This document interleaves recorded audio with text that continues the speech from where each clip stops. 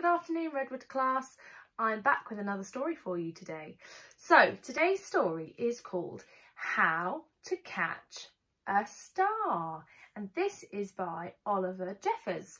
Now, have a look at the front cover of our story today. What can you see on the front cover? What can you see? I can see a star and a rocket, and I can see a little boy. I wonder what his name might be. What story have we read recently in Redwood class that also has a rocket in? Can you remember what the story's called? It's called Whatever Next, and it was about a little bear that went in a rocket to space, wasn't it? And he built the rocket out of a cardboard box, and he wore a colander on his head, and he put his welly boots on, and he went whoosh up the chimney, and he went into space and had lunch on a picnic on the moon with an owl, didn't he? I wonder what will happen in this story. Pause me now and have a chat to somebody at home. What do you think is going to happen in today's story? Okay, let's get on with our book.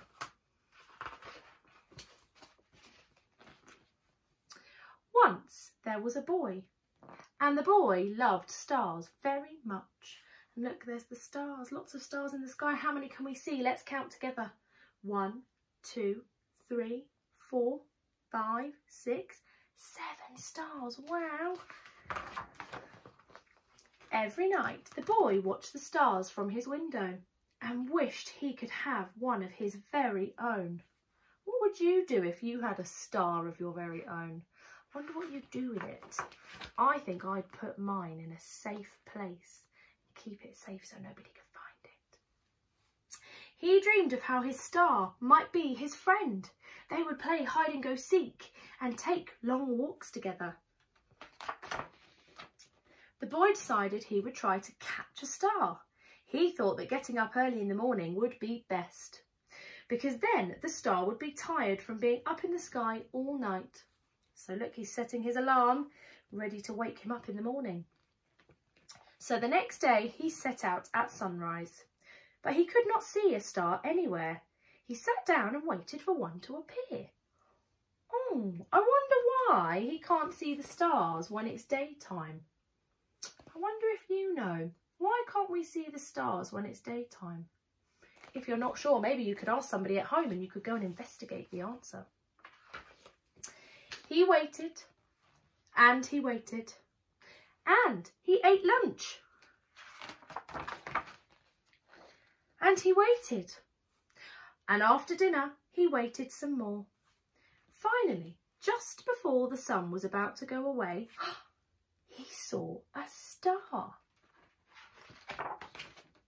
The boy tried to jump and grab it, but he couldn't jump high enough.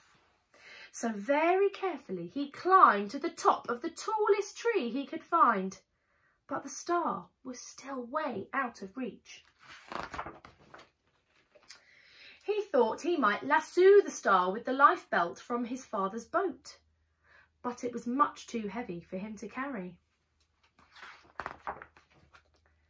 He thought he could fly up in his spaceship and just grab the star, but his spaceship had run out of petrol last Tuesday when he flew to the moon. Unfortunate for him. Perhaps he could get a seagull to help him to fly up to the sky to reach his star, but the only seagull he could find didn't want to help at all.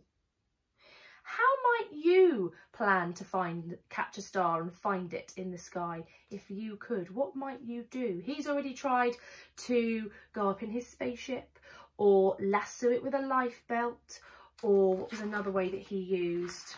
Or climb up a tree and try and catch it from the tree. What else might he be able to do to catch the star? I don't know, let's see. The boy thought he would never catch a star. Just then he noticed something floating in the water. It was the prettiest star he had ever seen, just a baby star. It must have fallen from the sky.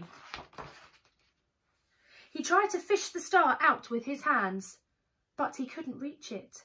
Then he had an idea. The star might wash up on the shore. He ran back along the jetty to the beach. Then he waited and walked and watched and waited. What's happening to the star? What's happening to it in the sky? And sure enough, the star washed up on the bright golden sand. The boy had caught a star, and a star of his very own. And that is the end of how to catch a star.